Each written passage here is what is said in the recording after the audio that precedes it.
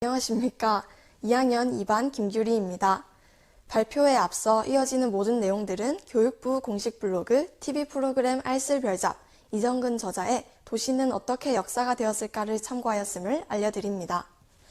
흔히 여러분들은 인류가 농경 사회에 접어들며 잉여 생산물이 발생하였고 그로 인해 인구 밀도가 증가하여 주택시설, 교통, 위생시설을 갖춘 도시가 탄생하게 되었다고 알고 계실 것입니다.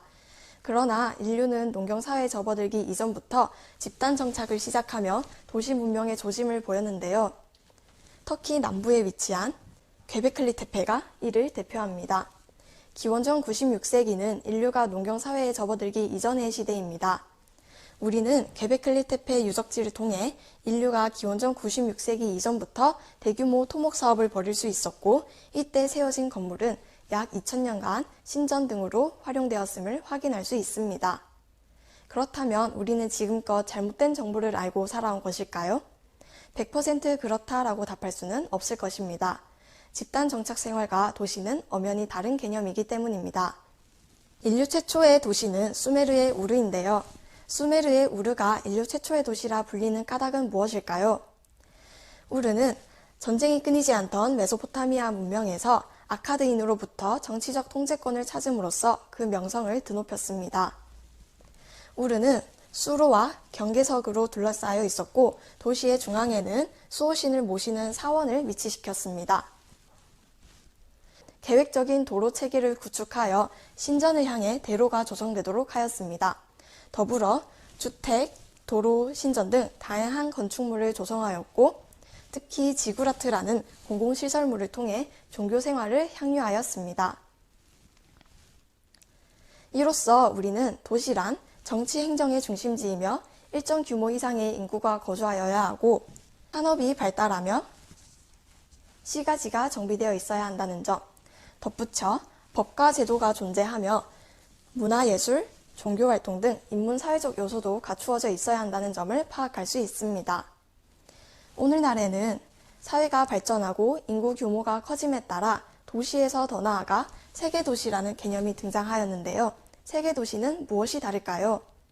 일반적으로 세계적인 경제, 금융, 무역 및 다국적 기업의 중심지 역할을 하는 도시를 세계도시라 부릅니다. 오늘날의 세계도시를 보다 잘 이해하기 위해서는 고대부터 이어져 내려온 세계도시의 흐름을 파악하면 좋은데요. 간단히 톱어보겠습니다. 먼저 고대입니다. 고대 그리스의 아테네에서는 파르테논 신전을 통해 종교와 방위의 기능을 하였고 그 주변의 아고라 광장은 교육의 중심지였습니다. 처음에는 주거지역이 길거리를 따라 불규칙적으로 형성되었으나 도시가 발전함에 따라 규칙적인 격자형 체계의 도로망을 구축했습니다.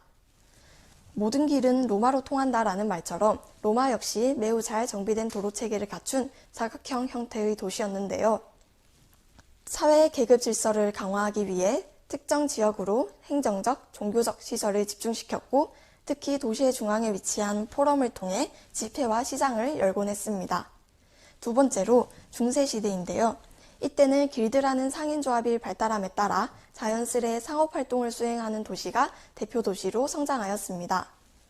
농촌의 잉여 생산물을 교역하기 위한 전기시장이 성장하였고 원형의 성체도시이며 상인도시라는 점이 그 특징입니다. 특히 유럽의 도시 중 함부르크, 룩셈부르크와 같이 지명에 부르크라는 단어가 남아있는 지역은 과거 성체도시였던 지역임을 나타냅니다.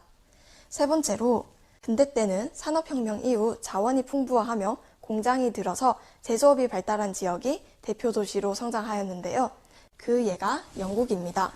공장이 들어서며 많은 인구가 유입되었고 자연스레 인구 규모가 100만 명 이상의 대도시가 형성되었으며 사회 역시 시민 중심의 능력 위주 사회로 바뀌어 갔습니다.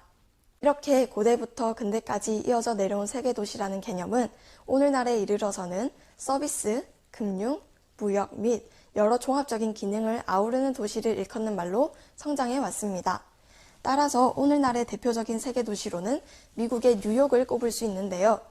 유엔 본부가 위치하기도 한 뉴욕은 인구 밀도가 가장 높은 도시로서 사람들 간의 연결이 가장 활발한 도시입니다. 철근 콘크리트와 엘리베이터를 통해 고층 건물을 세우는 데 성공한 뉴욕은 이로써 수많은 인구를 유입하는 데 성공하였고 세계의 중심지로 도약할 수 있었습니다. 덧붙여 격자형 구조의 도로망에 대각선의 브로드웨이를 조성하여 많은 대기업과 인구를 한 곳에 집중시켰는데요. 바로 타임스퀘어입니다. 창문이 없는 극장에 수많은 광고판을 설치하여 세계의 교차로로 불리는 타임스퀘어는 전 세계 수많은 광고들의 집합소로 뉴욕이라는 지역적 의미보다 제3의 거리라 불리며 뉴욕이 왜 세계 도시인지 증명하는 하나의 예가 됩니다. 지금까지 고대부터 현대까지의 세계 도시들을 살펴보았는데요.